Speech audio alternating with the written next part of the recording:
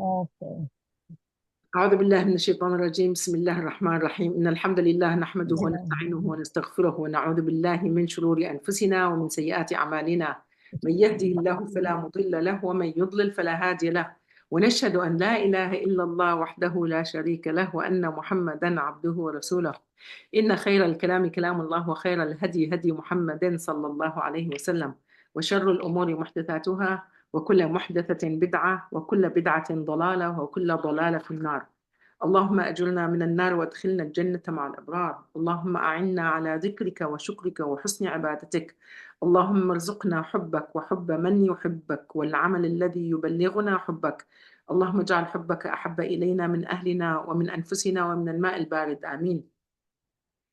Alhamdulillah, Assalamu alaikum wa rahmatullahi wa barakatuh. I start making dua to ask Allah subhanahu wa ta'ala and to give us His love, because we cannot love anyone without the help of Allah subhanahu wa ta'ala. We cannot love this beautiful religion, the Prophet, and Allah Himself, unless Allah subhanahu wa ta'ala, He is the one who controls our hearts and He turn our heart to that love. So you gotta remember, make that dua every day. Allahumma inni as'aluka hubbak. Oh Allah, I seek your love and the love of those people who loves you, who loves Allah. We want everyone who love Allah to love us, male and female. We don't know.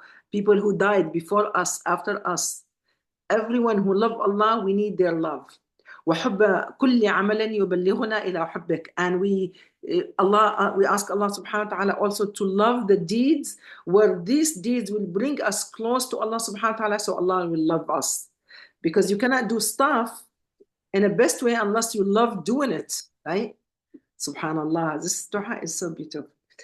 Beautiful. And then at the end, you ask Allah subhanahu wa ta'ala to put the love of Him more than loving cold water and family. So to say, I love you, Allah, or I love Allah, and I love Islam, and I love Muhammad sallallahu alayhi wasallam, not only on the tongue, but has to be resident in the, reside in the heart, and has to be proved by action, inshallah ta'ala. This gathering, inshallah, one of the sign of the love of Allah subhanahu wa ta'ala, to be together and to talk about this beautiful deen, right? So, last week I did not post the video, but inshallah I will post both of them. We talked about Bani Qurayza, the third or fourth tribe of the Jewish who they lived around the city of Medina. And Bani Qurayza, they broke the promise and the contract, the treaty with Rasulullah sallallahu alaihi wasallam. Because of that, even though about when they finished Ghazwat al-Ahzab, right, or the trench, Ghazwat al-Khandaq, immediately Jibreel alayhi salam came to the masjid of Rasulullah sallallahu alaihi wasallam and he told him, don't take the clothes of the war. You're still at war. He did not know. He did not know what he has to do. So he told him, go, you and the fighters, to where Bani Qurayza live. And that's what happened. They did. And we know that after they asked them to surrender. They did not surrender, but after 20 some days passed, they could not survive inside their castles. So they have to surrender, and they seek a help. They seek the judgment of, we said that before, what was his name? We seek the judgment of Sa'd bin Mu'adh. Even though Sa'd bin Mu'adh was wounded in Al-Ahzab, and they brought his beautiful wounded body, instead of sending it to his family, they brought it to the masjid of Rasulullah sallallahu alayhi wasallam. And in that masjid, how Allah subhanahu wa ta'ala wants to honor Sa'd, to be nursed at the center in the masjid of Rasulullah sallallahu alayhi wasallam, and the Prophet sallallahu alayhi wasallam used to check on him all the time. And here, Rasulullah sallallahu alayhi wasallam, he allowed one of the ladies who is the first nurse in Islam. She's the one who was nursing this wounded Sahabi, subhanallah. And because of that, so Allah subhanahu wa ta'ala honored the woman in every action. We can look how she can be the one who's taking care of the wounded people instead of being in the battle of the jihad, carrying the sword and fighting. So Allah subhanahu wa ta'ala honored her with such a reward also to take care of the wounded people, subhanallah. And in that area, in that time when he was badly wounded, he couldn't even move. So when the people of Bani Qurayza accepted no one to judge about their condition, not even the judge of Rasulullah sallallahu alaihi wasallam. They want Sa'ad bin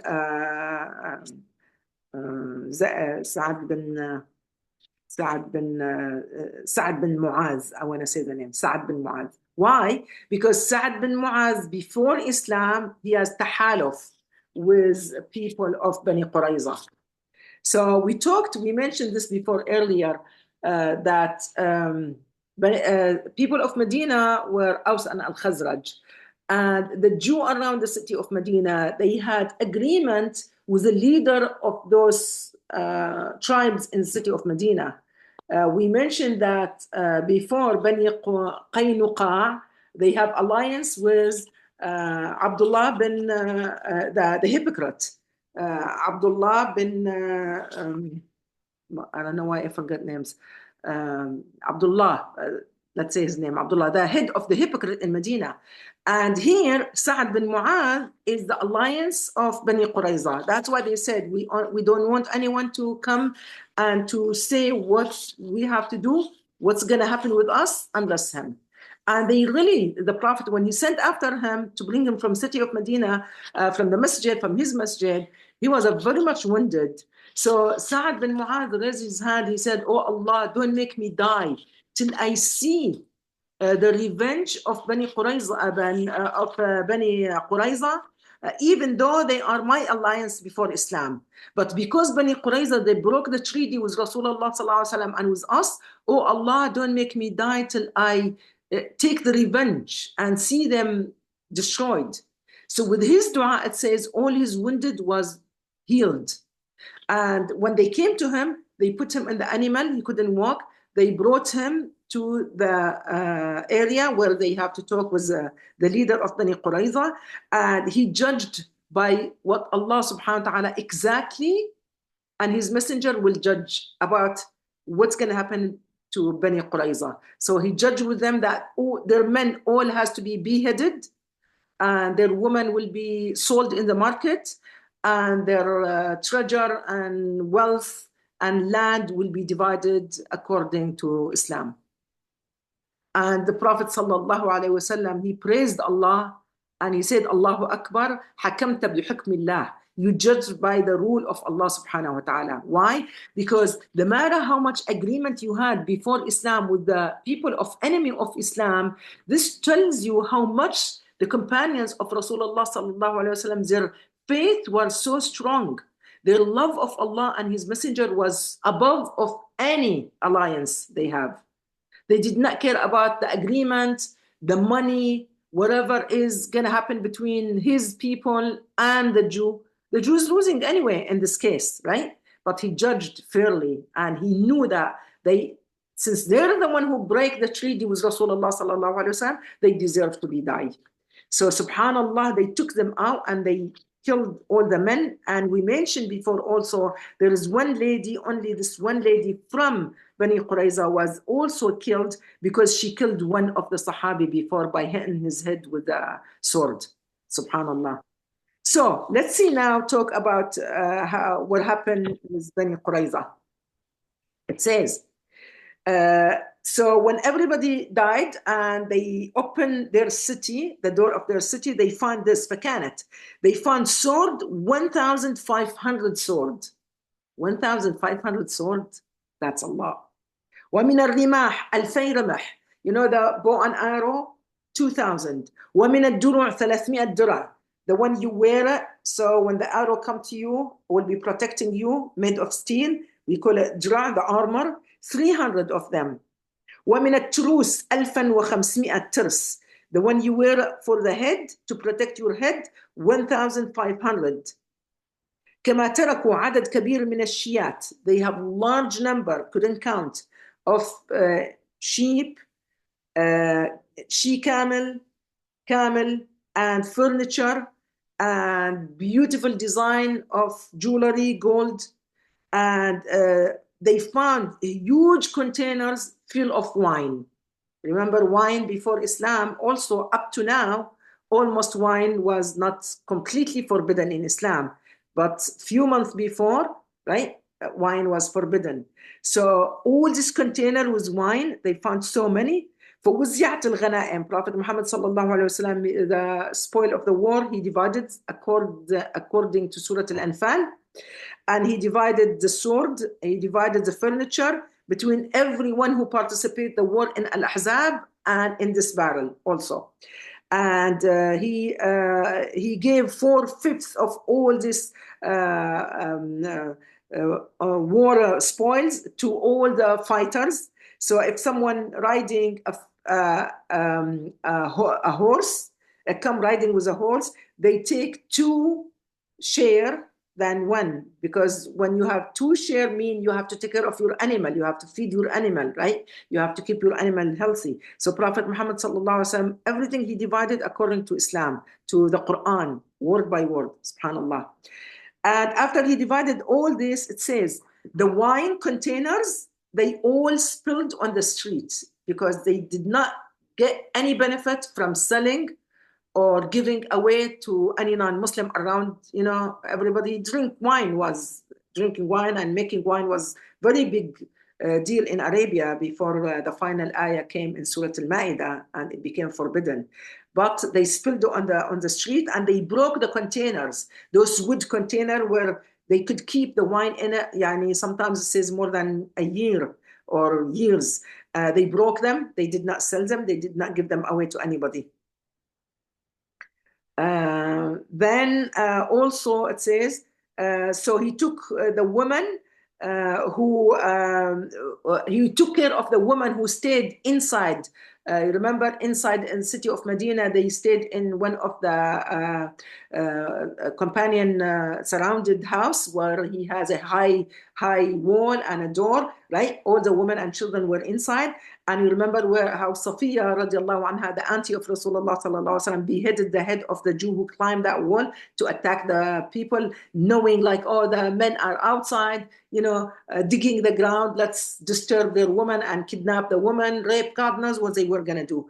But that's why Rasulullah sallallahu alaihi wasallam honored those women who, you know, took care of the children inside the building. So he honored Safiya, his aunt, Amara, Salit, Al-Ala, As-Sumayra bint Qais, Sa'ad bin Mu'adh, and many other women. So just because this woman did not come out and fight or dig the ground with Rasulullah sallallahu alaihi wasallam and Al-Khandaq does not mean he neglected them. So this is how much Prophet Muhammad sallallahu alaihi wasallam aware about anyone who participate in such jihad.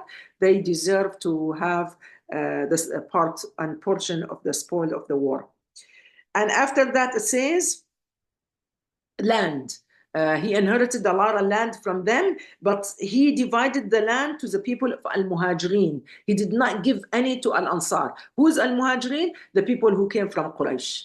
Right? This is the 5th year now. We're entering the 5th year of the Al-Hijrah. So he gave them land. Why? Because they own nothing. Al-Muhajirin were actually, you know, living by the expense of Al-Ansar. Al-Ansar, the one who people of Medina welcomed them. They shared with them half what they have, right? And that's a brotherhood what happened in the city of Medina. But because of that, Prophet Muhammad sallallahu alaihi wasallam, he divided the land to the people of Muhajirin. This way now they can leave the house where they were living with the Ansar, with the people of Medina, and build their own houses. Subhanallah, what a beautiful idea. وأمر المهاجرين أن يردوا إلى الأنصار ما أخذ منهم من نخيل وأرض. And he commanded the people of Muhajirin to give back if they took any land or palm trees or farmed land from the people of Medina. People of Medina, they gave it forever from their heart because they want paradise. But even though they got their share back after very short 4 years, and people of Muhajirin were very happy also to do that. Okay. That's why when we read Surah Al-Ahzab, inshallah, one day we can go through Surah Al-Ahzab in detail. Actually, after we finish the seerah, inshallah. It says, وَأَوْرِثَكُمْ أَرْضًا وَدِيَارًا أَرْضَهُمْ وَدِيَارَهُم. And Allah subhanahu wa ta'ala mentioned that you believers, you inherited the land of Bani Qurayza, those land, and their building, and their treasure, their wealth, everything they left there. وَأَرْضًا لَمْ تَطَئُوهَا. And you never expected even to step a foot in their land, because the Jewish were absolutely lived in their own community, in their own area before this happened. وَكَانَ اللَّهُ عَلَى كُلِّ شَيْءٍ قَدِيرًا. And Allah is able to do anything He wants to do. But during that time, let me tell you, there is one story happened. It says Islam Rihana. Who was Rihana رضي الله عنها? A female named Rihana. كان من بين السبي ريحانة بن عمرو بن خناقة.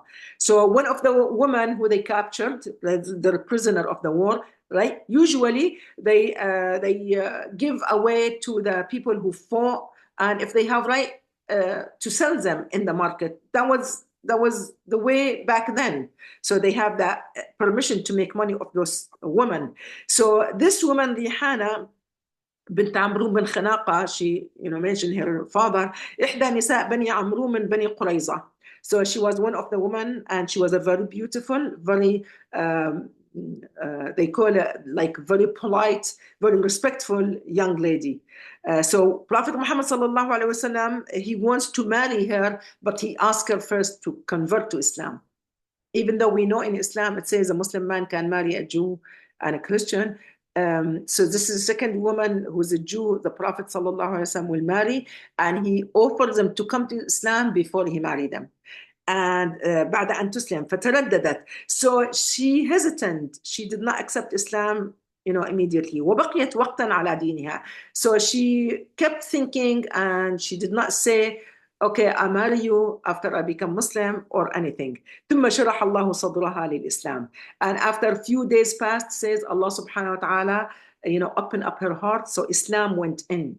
So she accepted Islam, فأسلمت فبعثها إلى بيت منذر بن قيس. So Prophet Muhammad sallallahu alaihi wasallam honored her to send her by somebody's house to stay there, because it says that time she had her period. So you cannot marry a woman during her mens Islamically when you do the nikah.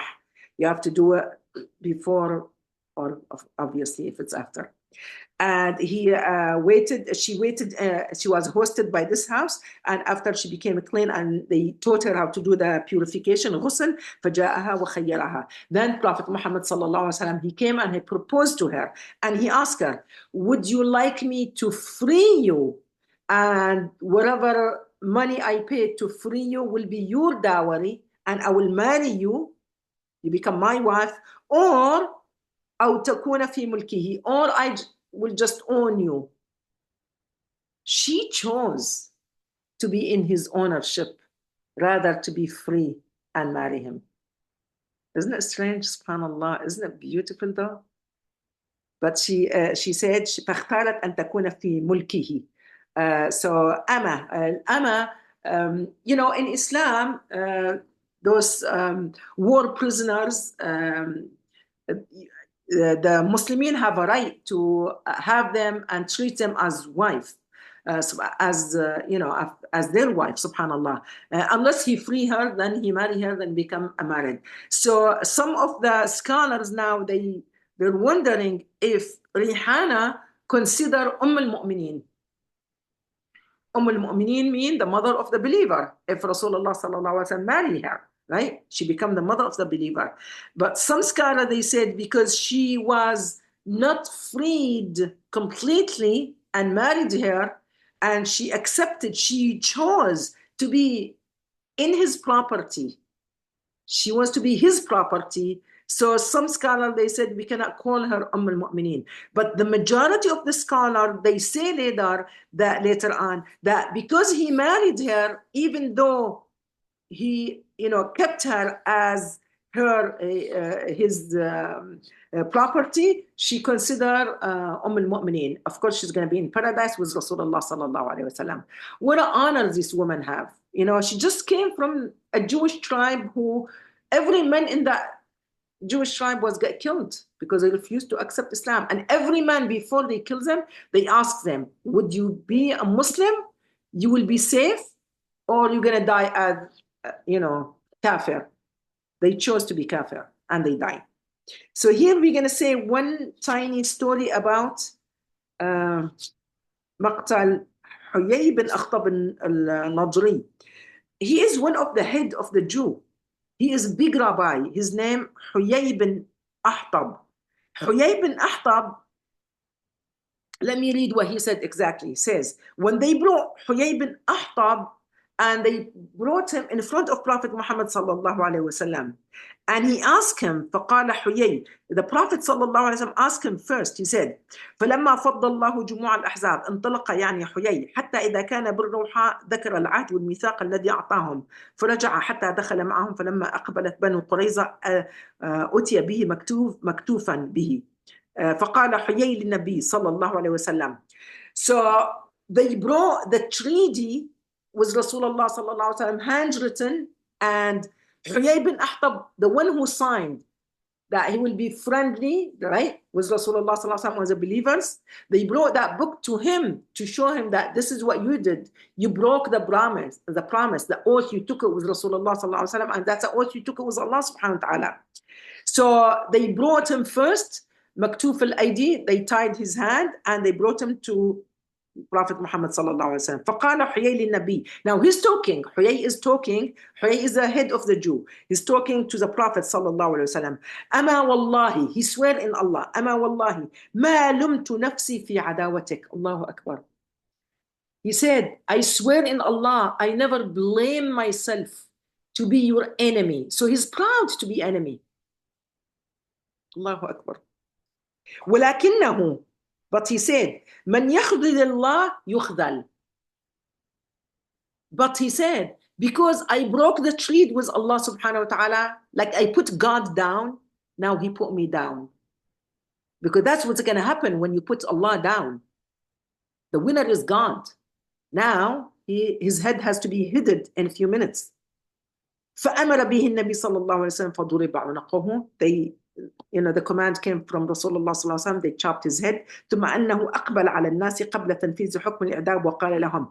Just he made his last word to the people in front of him. It says, إنه لا بأس بأمر الله. He goes, it's okay. This is a command of Allah subhanahu wa ta'ala and I accept. He know he's going to hellfire. He accept. Look what he says. لا بأس بأمر الله كتاب وقدر. It's written on me that I'm going to die this way. All you have to say is La ilaha illallah Muhammad Rasulullah. It's like Iblis. How Iblis, when he said, I know God, I know your power, I know how much you can do, I know you're going to send me to hellfire. But listen, he didn't say sorry. Give me time to live. When Allah subhanahu wa ta'ala kicked Iblis from Jannah, right? And he disobeyed Allah subhanahu wa ta'ala. He knew he was disobeying God. He said, just give me time to live, but I know I'm going to hellfire. I'm not going alone. I want to bring a lot of people with me. That's Iblis. This is exactly like the head of the Iblis. He said, أما إنه لا بأس بأمر الله. He's talking to the people now before he died. He said, this is the command of Allah subhanahu wa ta'ala. كتاب وقدر. It's written and it's my destiny. وملحمة كتبها الله على بني إسرائيل. And this slaughtering business gonna happen, it's written already in God's book on Bani Israel. Why? Because Bani Israel, the children of Israel, are such disobedience to the prophets and to Allah subhanahu wa ta'ala. I cannot understand the way they think, these people. ثم جلس, then he sat down. Then they chopped his head off. Allahu Akbar. And in Surah Hud, Allah subhanahu wa ta'ala says, وَكَذَلِكَ أَخْذُ رَبِّكَ إِذْ أَخَذَ الْقُرَى وَهِيَ ظَالِمَةٌ إِنَّ أَخْذَهُ أَلِيمٌ شَدِيدٌ. Allah subhanahu wa ta'ala talked in Surah Hud 102 ayah, that when this village, they completely disobey Allah subhanahu wa ta'ala and they dishonor the relationship with the Prophet Muhammad sallallahu alaihi wasallam and the believers, this is what happened to them. So this chopping their heads off is a command from Allah subhanahu wa ta'ala. Inna akhdahu alimun shadid. And that's a punishment in this dunya. Imagine in the hereafter.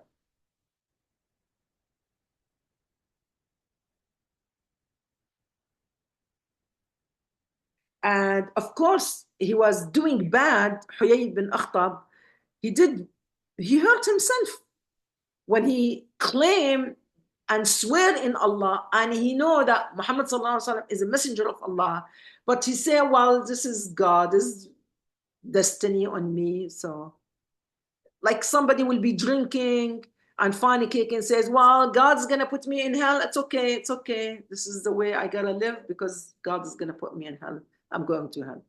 Those people, they don't know the measurement of the hell they're talking about. Maybe they don't believe it. Maybe they just talk, they say. They say. And that's his arrogance, very similar to the arrogance of Iblis. And Allah subhanahu wa ta'ala says in Surah Jathiyah, ayah number 23 says, أَفَرَأَيْتَ مَنِ اتَّخَذَ إِلَهَهُ هَوَاهُ. Do you see the one who took their caprice, their desire, their own opinion as a god? So they're whatever in their head, to them, they don't bow down to idols, but that's the idolic. It's a different type of idolic worshiper.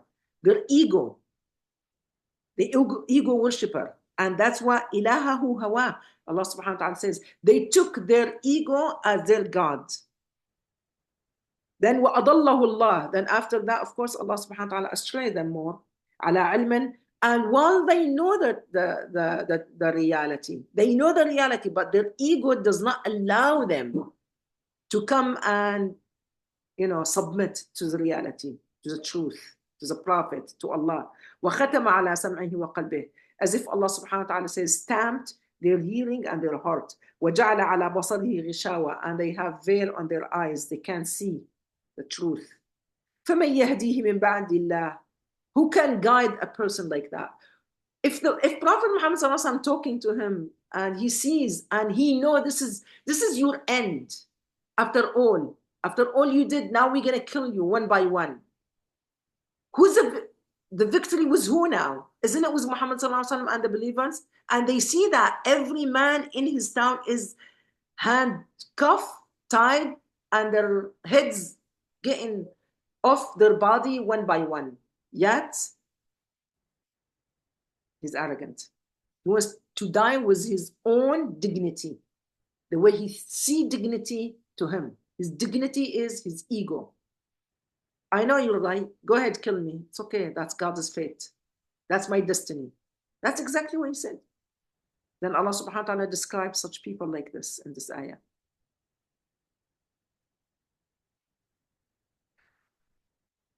And many other people from all these hundreds of people who get killed, very few stories, just to learn some lessons. It says, مقتل كعب بن أسد القرظي.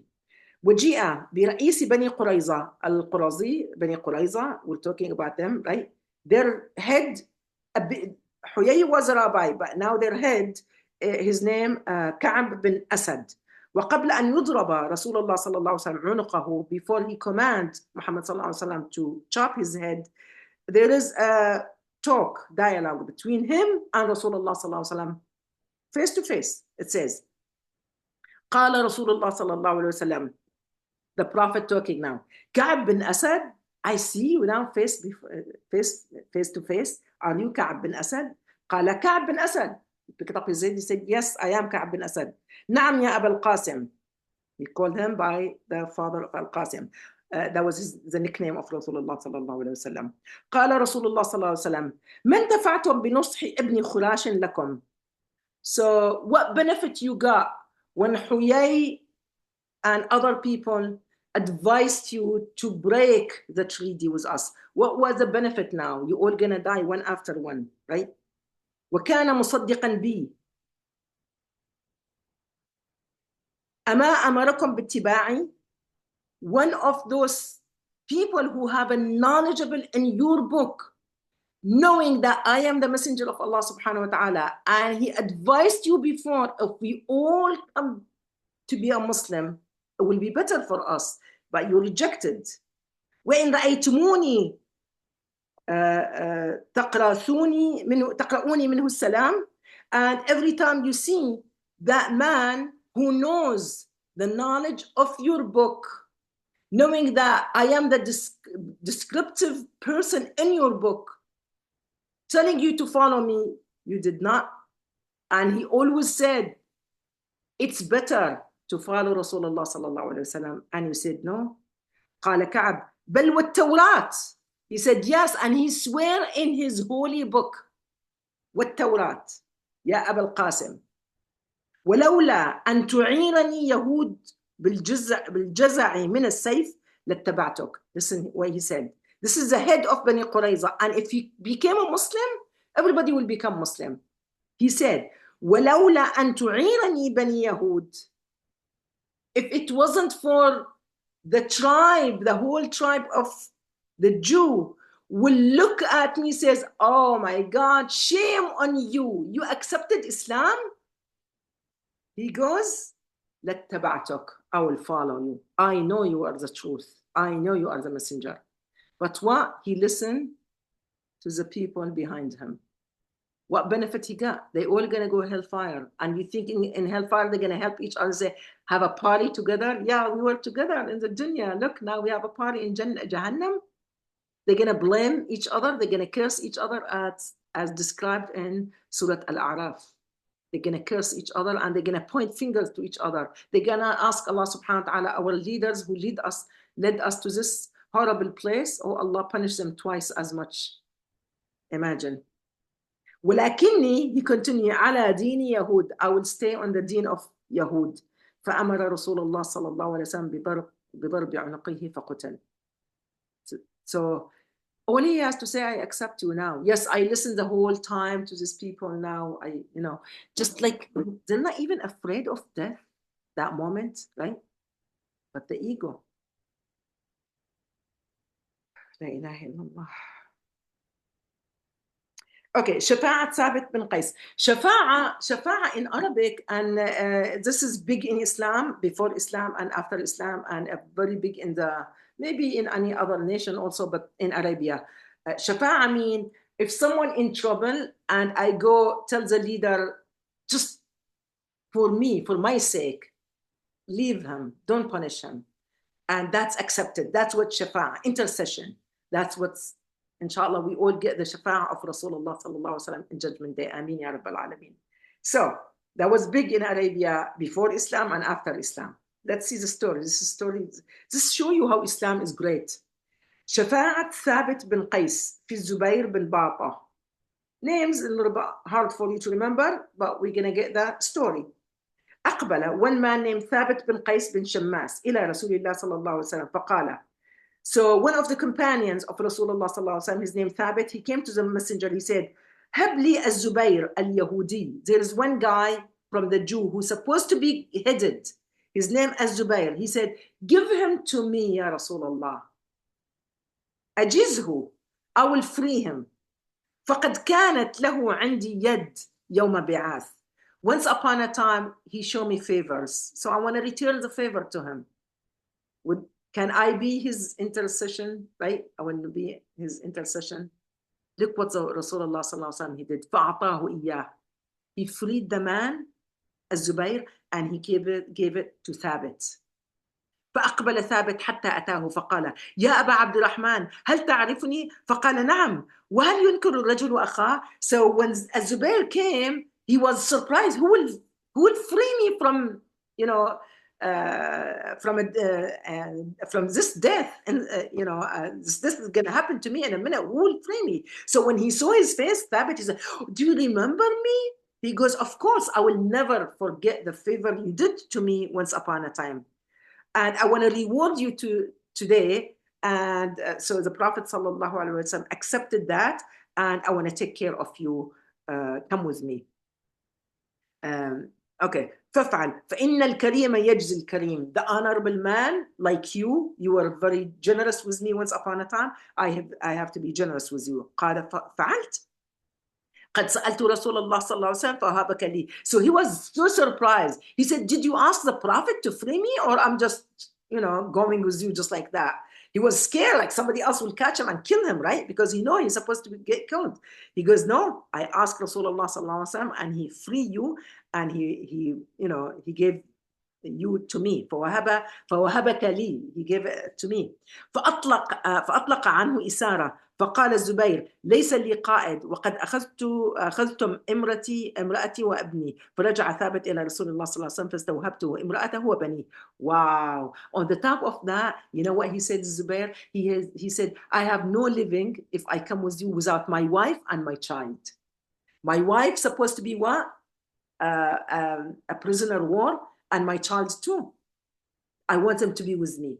So Thabit went back to the Prophet sallallahu alaihi wasallam. He said, can you free the wife of the Zubair and his son?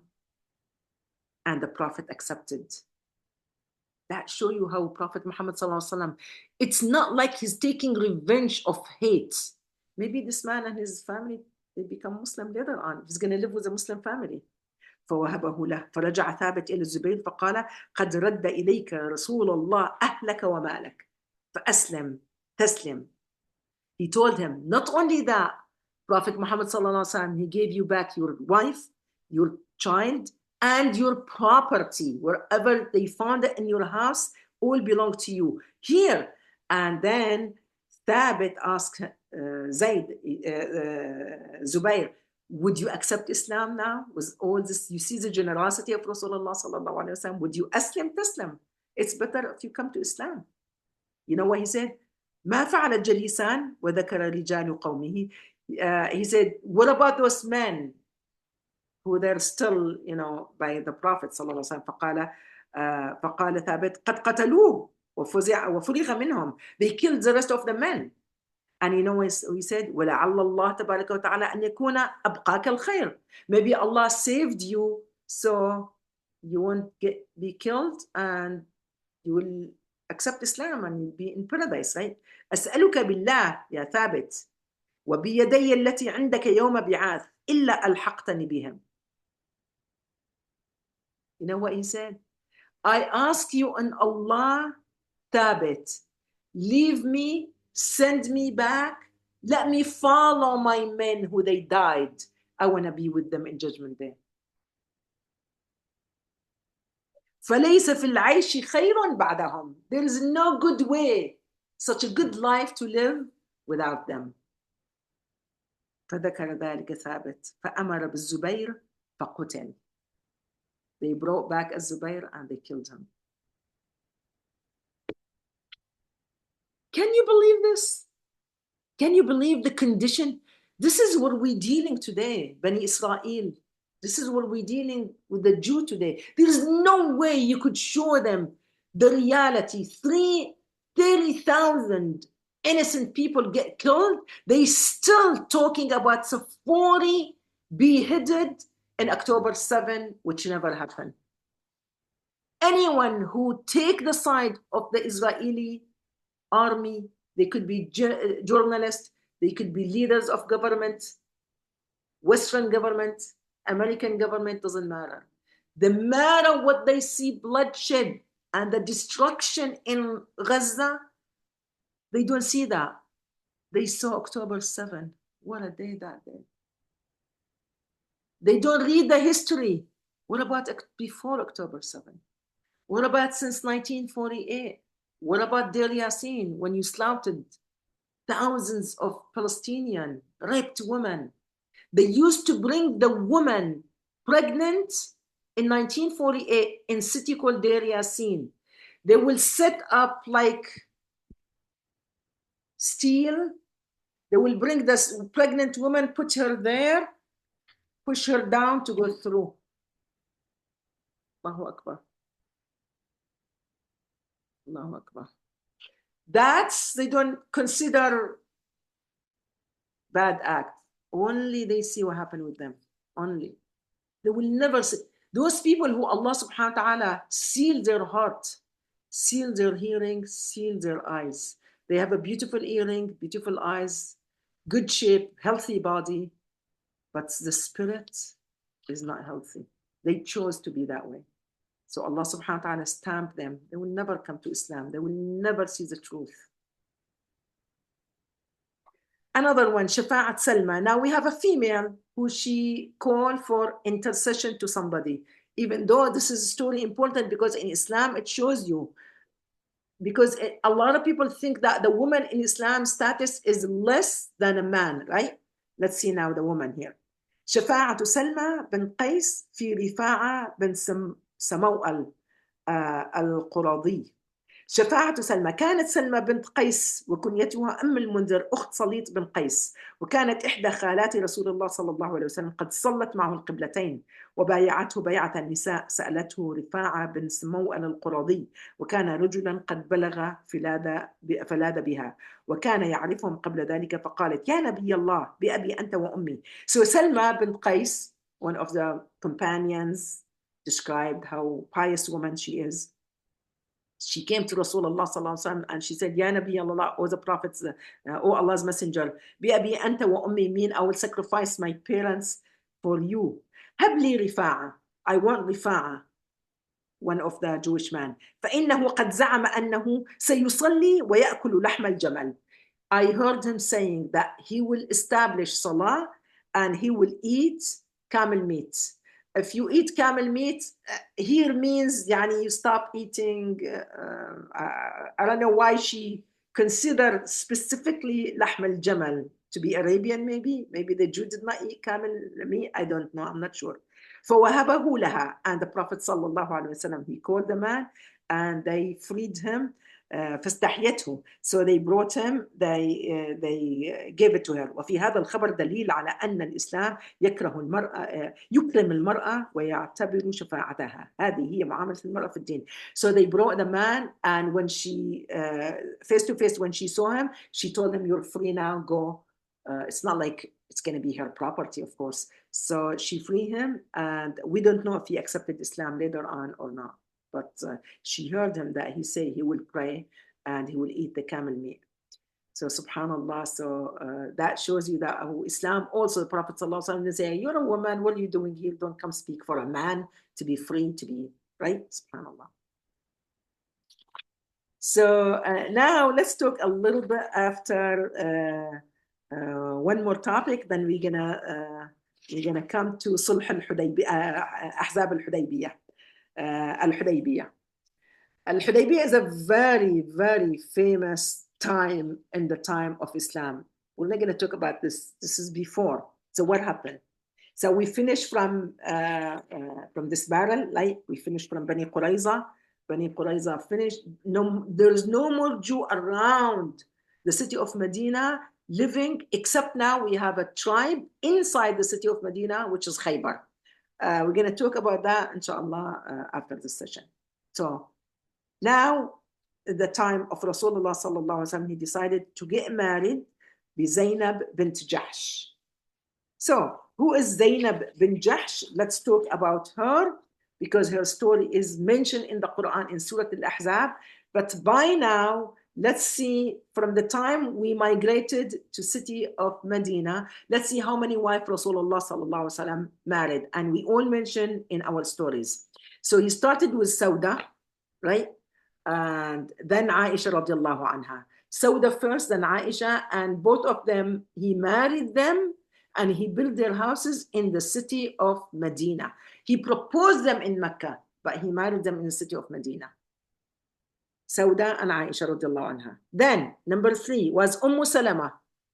Salama, we told the story, but I'm going to mention them now. Zainab bint Khuzaymah, al-Masakin, Zainab. جويرية بنت الحارث, ابنة سيد بني المصطلق. بني المصطلق, they were Arab tribe, but they were number enemy like Quraysh.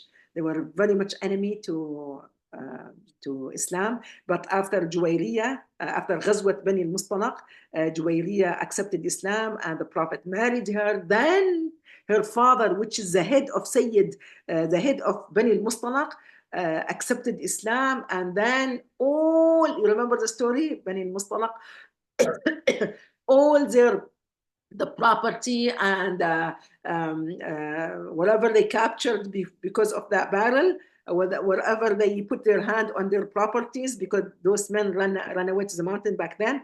Alhamdulillah, let them go, because the companion said, we're not going to take anyone as our slave or our property. We're not going to take anything from that tribe. Why? Because that tribe now become the father-in-law of Rasulullah sallallahu alaihi wasallam. So this is, they call it بالعربي التصاهر. When somebody married from somebody, they call it sihr. Sihr become like their son. So the Prophet ﷺ became their son. We call it in English son-in-law even. So Juwayriya always said, it was so many barakah for my marriage to the Prophet, that entire tribe and her own father came to Islam. So she always show off with that, subhanAllah. We mentioned her story in detail.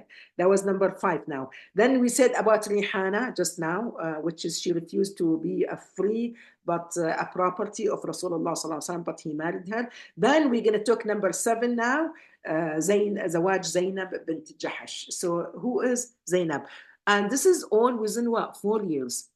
But don't open your ear about the enemy of Islam, who they describe that Prophet Muhammad sallallahu alaihi wasallam was mizwaj. Mizwaj means he loved women and he married so many. I think we mentioned that before, because his young age, at the age of 25, never been with a woman, never loved a woman, never went, even though he was not a prophet, and it was a big deal. It was no big deal in Mecca in the Jahiliyyah time. Lovers will go anywhere, behind the door, behind the window. Women have a white flag inviting men in their bed. It was very common, but Rasulullah sallallahu alaihi wasallam, he has chastity, and Allah subhanahu wa ta'ala guarded him from that. We know he married Khadija radiallahu anha, the widow woman, an older woman, right? And he stayed with that marriage till she died.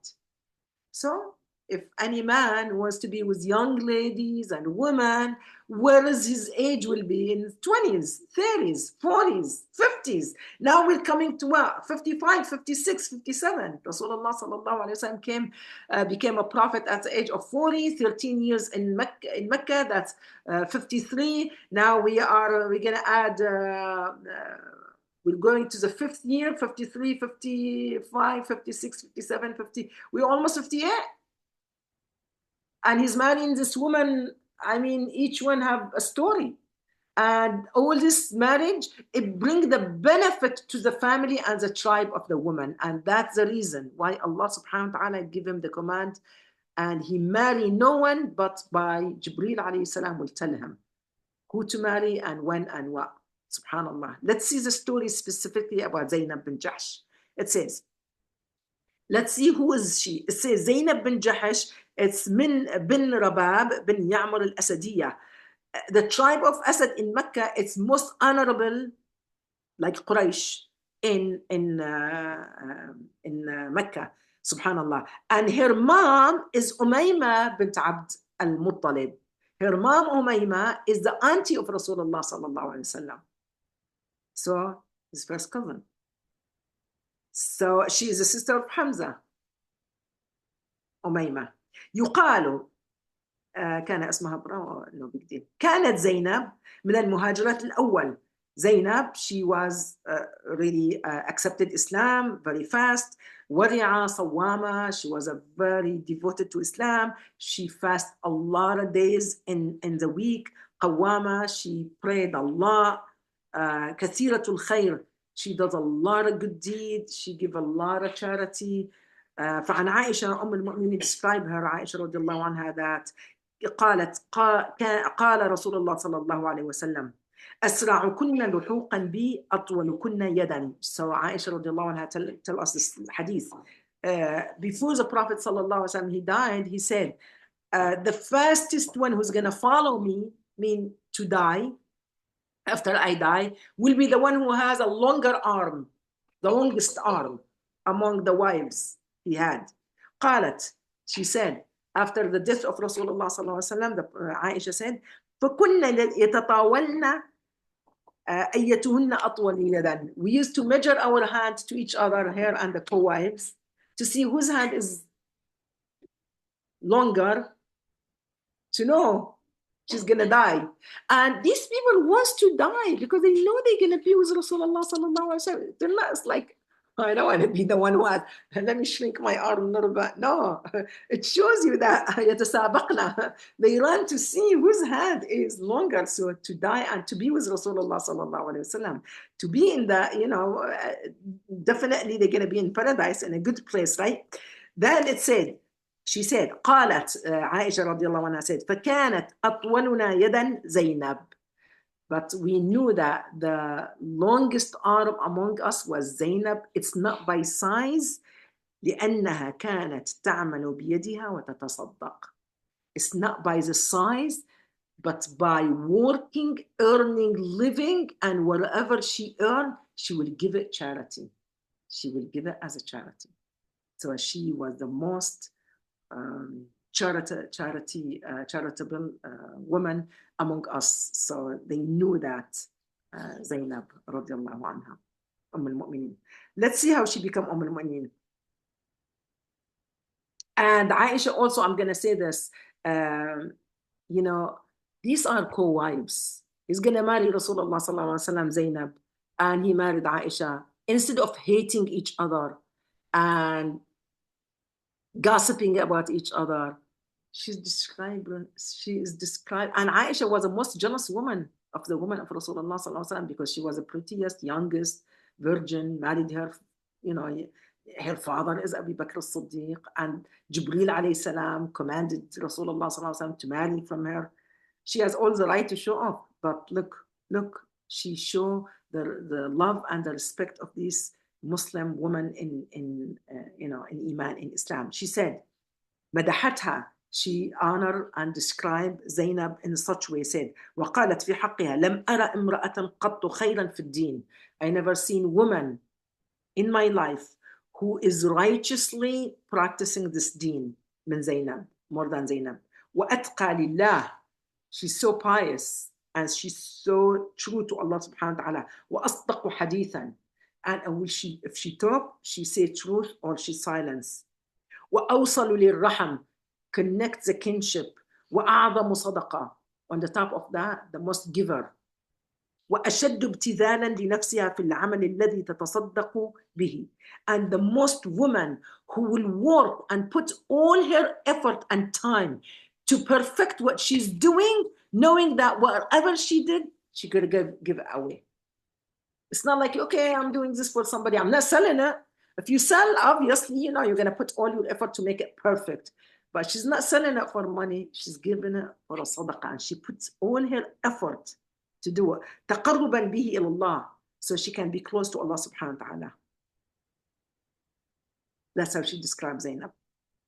So let's see now who she married first, Zainab. أراد الرسول صلى الله عليه وسلم أن يحطم تلك الفوارق الطبقية الموروثة في الأمة الإسلامية من عادات الجاهلية ليكون الناس سواسية كأسنان المشط. We know that there is a hadith in Islam. It says, Prophet Muhammad صلى الله عليه وسلم said, people are equal just like the teeth of the comb. أسنان المشط. You see the comb have equal teeth. So white, black, rich, honorable family, wherever you come from, we all equal. لا فضل لأحد على أحد إلا بالتقوى.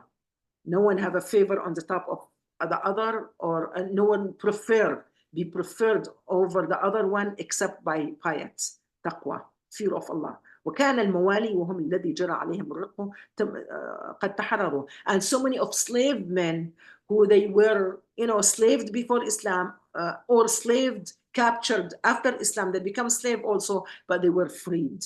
And if that man was a slave or a woman, a slave, and when they free, they call different name. They become like a second citizen in the town. When somebody, you were a slave, you're free now, you become mawali. Mawali mean they're our supporter. Okay? But in the eyes of Allah subhanahu wa ta'ala, there is no different. But in the eyes of the people, they will call them mawali, because just to remember that they were slaves once upon a time. ومن الموالي, and one of those, who? Zayd bin Haritha. Remember Zayd? مولى رسول الله صلى الله عليه وسلم الذي أعتقه ثم تبناه. You remember when Zayd was a slave man, and the slave was captured by people of Quraysh. I just want to remind if somebody don't know the original story, who's Zayd. And Zayd was captured as a young boy. And when they brought him to Mecca, this is before Islam, when they brought him to Mecca, they sold him in the market. Who bought it? It's the brother of Khadija radiallahu anha, the wife of Rasulullah sallallahu alaihi wasallam, before they married, before Islam. So Khadija had many. I mean, rich people had. When we say they have a slave, they have hundreds. And in the whole history of the slavery in the Arabian Peninsula, was never registered misabused or misused or mistreated, except when the slaves start entering Islam, as we know the detailed story of Bilal and Suhaib and many others. When they accepted Islam, their master get mad, and now they punish them, they mistreated them. Otherwise, they were khalas, they're our slave. They do the work, they do the course they give them, and then they whatever they feed them, they feed them. Whatever they play, it was no register that it was like the slavery we see or we, registered in our head that the black shipping to Europe or to America, subhanallah, from Africa. May Allah forgive me. Then it says they called Mawali. So Haritha, then when Rasulullah sallallahu alaihi wasallam married to Khadija, so Khadija radiallahu anha said, Zayd is my gift to you, Ya Rasulullah. So he should be your servant, yours. Now, Khadija has no right to ask Zayd to do anything for her, right? It belong to Muhammad sallallahu alaihi wasallam. So when Muhammad sallallahu alaihi wasallam took him, and he treated him very nicely, somebody at the same time, let's go back to the family of Zayd. Family of Zayd are honorable family. There are different Arab tribe out of the city of Mecca. The parents were broken heart that their son is kidnapped. They cried a lot. The mother cried a lot. The father decided to spend hundreds of dinars to find his own son. And they start looking for where are they going to find his son. So once upon a time, his brother came to do Hajj in Mecca, and he saw Zayd, his nephew, on the market. And he ran to him. He said, Zayd, I'm your uncle. My God, you're alive. Who do you live? Who's your master? So he told him, my master is Muhammad bin Abdullah. And he said, let me take you. You cannot kidnap a slave or anything like that. This is Arab culture, and it was very well known. So he said, we're going to come after you and take you back home. So anyway, the uncle went back home, and he told his brother, I know where is Zayd. I know his master named Muhammad is the son of Abdullah bin Abdul Muttalib. So the parents were very, very happy. They brought the uncle, and they came to the house of Rasulullah sallallahu alaihi wasallam, and they told him, Ya Muhammad, he was not prophet yet. Ya Muhammad, Zayd is our son. We would like to buy him back from you. Whatever money you put on his head, we are ready. We want our son to go back to him. And he said, okay, I have Zayd, but I don't want to sell it to you. Let's call Zayd and ask him if he wants to stay with me, would you allow him to stay with me? And if he chose to go back with you, hey, I don't want money. He's your son, take him with you for free. They were happy. So they called Zayd, and Zayd was happy, I'm sure, when he saw his parents. And he asked Rasulullah sallallahu alaihi wasallam, he asked him, Zayd, would you like to go back home with your parents, or would you rather to stay with me? He chose to stay with Rasulullah sallallahu alaihi wasallam. And the parents were confused a little bit. They said, why? He goes, I swear, whatever he swore with, I will never find a man better treating me than this man, Muhammad, even my parents. I love you, parents. I respect you. You did no wrong to me, but the characteristics of Muhammad is overwhelming me. I can't just be separated from him. So that young boy decided to stay with Muhammad sallallahu alaihi wasallam. Of course, Muhammad sallallahu alaihi wasallam loved that, right? And the parents left, and they have free time to come see him anytime, and he have free time to go see his parents, of course. And Muhammad sallallahu alaihi wasallam was so happy since adoption was a very well known in Arabia. It says he picked up Zayd and never called Zayd bin Harith. They used to call him now. He told everybody, I adopt him like my son. He's my son. So his name became Zayd ibn Muhammad. Of course, Zayd was very happy. And he grew up. Later on, it says when Muhammad sallallahu alaihi wasallam, when he became a prophet, the first young man who became accepting this message was Zayd beside Ali radiallahu anhu. These two accepted Islam because they were in the house of Rasulullah sallallahu alaihi wasallam. Now, up to now, we know that Zayd ibn Muhammad. So now Zayd wants to get married. And Zainab, his cousin, right, wants to get married. So now it says, Arada Rasul sallallahu alaihi wasallam, he wants to break this inequality, showing of tribalism, right, favorism in action in the city of Medina now. So he loved his son so much, Zayd radiallahu anhu, and of course Zayd, one of the best companions in our life. We know, we hear about him. So he said, I want you to get married. I'm gonna go propose to Zainab for you. So Zayd was excited. And let's see now how this happened. فرأى رسول الله صلى الله عليه وسلم أن يزوج زيدا من شريفة بني أسد.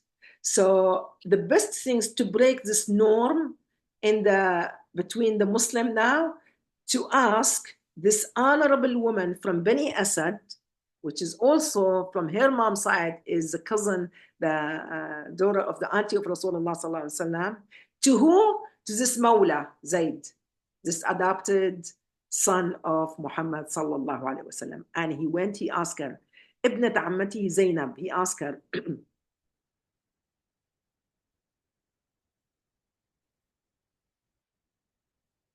okay, he said, فَدَخَلَ عَلَى Zainab. So he entered the house of Zainab and he told her, would you marry Zayd? فقالت, لست بناكحته. She said, I don't want to marry him, Ya Rasulullah. I don't want to marry him. فقال رسول الله صلى الله عليه وسلم, بل فانكحيه. But you should marry him. I mean, the Prophet loves Zayd so much. But he told her, but you should marry him. Then قالت, يا رسول الله, أو آمر في نفسي? Are you giving me a command as a messenger to marry him? فبينما هما يتحدثان, while they were talking and the Prophet encouraging Zainab to marry Zayd, the revolution came. Ya Allah. Sometimes I wish I was there. It says, Surah Al-Ahzab, ayah number 36. وما كان لمؤمن ولا مؤمنة إذا قضى الله ورسوله أمرا أن يكون لهم الخيرة من أمرهم ومن يعص الله ورسوله فقد ضل ضلالا مبينا. I want to try to read from the clear Quran in English. Ayah number 36 in Surah Al-Ahzab. It says, it is not for a believer man or a woman, when God and his messengers decree a matter, to have any other choice in that matter, right? In that matter. Allahu Akbar. Indeed, whatever disobey God and his messenger has clearly gone far astray. So she has no other saying. If she's a righteous woman, she has to accept what Allah subhanahu wa ta'ala and the decision the Prophet sallallahu alaihi wasallam take here. Whatever decision, a command come from Allah and his messenger, the believers should not take different advice, different decision than the command of Allah and his messenger. We should just say, سَمِعْنَا وَأَطَعْنَا. We hear you and we obey you. Otherwise, Allah subhanahu wa ta'ala says, if you disobey Allah and his messenger, you're far astray. Allahu Akbar. فقالت, now Zainab talking, Ya Rasulullah, قَدْ رَضِيتُهُ لِزَوْجَهُ. I accept, I will marry Zayd. قال نعم, the Prophet said yes. قالت لا أعصي رسول الله صلى الله عليه وسلم. I will never disobey رسول الله صلى الله عليه وسلم. Make me cry. وقد زوجته نفسي. I will marry him. وكان زيد بن حارثة إذ ذاك لا يزال يدعى زيد بن محمد. That's his name. فتزوجها زيد وأصدقها في هذا الزواج 10 دنانير. He paid her 10 dinar, 60 dirham. خمار mean clothes, bedding, and dira, armor, even though the women don't wear them to fight, but it's okay to give a woman armor or a sword as a dowry. و50 مدا من الطعام. He gave her a lot of food and 10 أمداد من تمر and 10 more than pounds or kilos dates. So she got a lot of dowry, considering the woman before, subhanallah, and they married. They stay in this marriage for 1 year, and let's see what happened now. طلاق زيد لزينب. Now, after this marriage, day by day, the marriage is not as supposed to be. It's not that good. Zayd will come to Rasulullah sallallahu alaihi wasallam and he will complain that Zainab is not giving me what I want. She's not showing me the face when I go to the house.